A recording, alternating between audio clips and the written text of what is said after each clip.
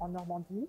Je suis allée au CES Marcel Pagnol en banlieue de Caen, à la Grâce de Dieu. Ça s'appelle maintenant le collège Martin Luther King en zone RED+.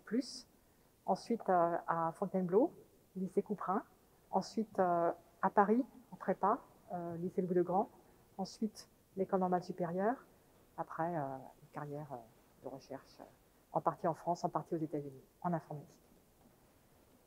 Et donc, moi, je suis de la banlieue parisienne, où j'ai fait tout mon collège-lycée, puis ensuite, je suis venu à Louis-le-Grand aussi en classe préparatoire, l'école polytechnique, et enchaîné avec un doctorat en maths appliquées à l'ENS, l'école normale supérieure. Puis j'ai été recruté à l'INRIA.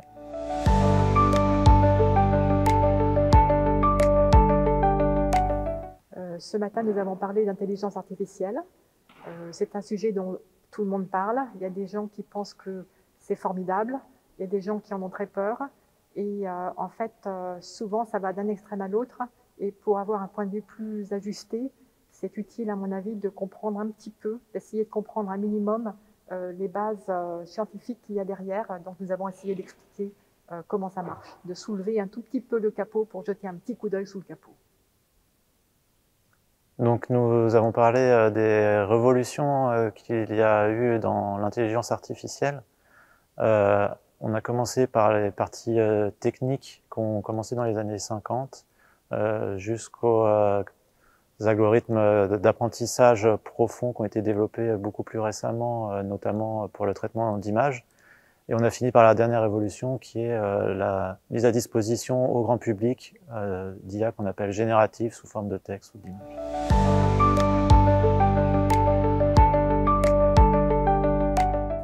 Il m'a semblé que les gens dans la salle, les lycéens et les enseignants, étaient bien préparés, qu'ils étaient prêts à poser des questions, non pas uniquement sur qu'est-ce qu'on pourra, qu'est-ce qu'on ne pourra pas faire avec l'intelligence artificielle, mais sur des aspects un peu plus techniques.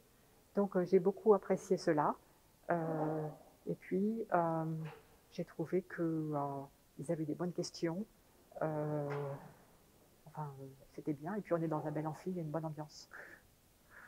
Ils étaient intéressés aussi par des aspects qui sont en lien avec les jeux résolus par les intelligences artificielles et donc les algorithmes de renforcement. Donc on a eu plusieurs questions sur ces points qui étaient assez techniques, où ils essayaient de comprendre comment est-ce qu'une IA pouvait créer des nouvelles stratégies à partir de rien. Donc j'espère qu'on a réussi à satisfaire leur curiosité sur ce point-là. Et peut-être aussi en off, j'ai eu quelques questions après la conférence où les gens étaient un petit peu plus inquiets sur l'avenir de l'IA. Et ils n'ont peut-être pas osé poser la question pendant la conférence, mais une forme d'inquiétude.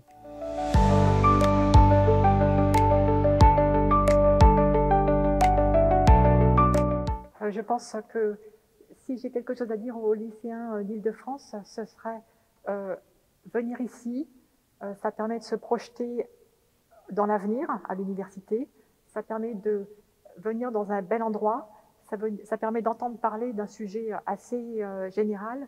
C'est vraiment une belle occasion et je trouve que c'est vraiment bien que le rectorat offre cette possibilité et j'encourage les classes à s'en saisir. Et donc l'autre message peut-être, c'est d'utiliser l'IA comme outil de manière intelligente, en ne prenant pas les résultats de l'IA comme argent comptant, mais en étant tout le temps critique et pour essayer d'améliorer sa propre compréhension des sujets en lien avec l'IA ou d'autres choses.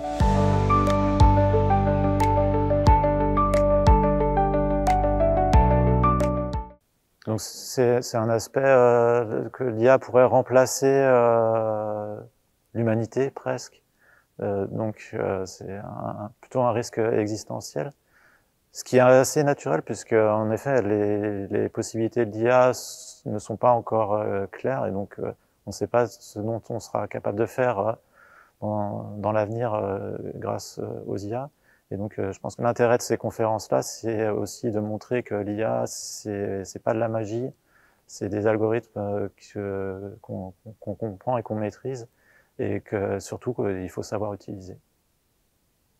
Et je pense qu'il y a eu aussi des questions sur les métiers, puisque ce sont des lycéens en première, terminale, on leur demande de se projeter, de penser à leur orientation professionnelle.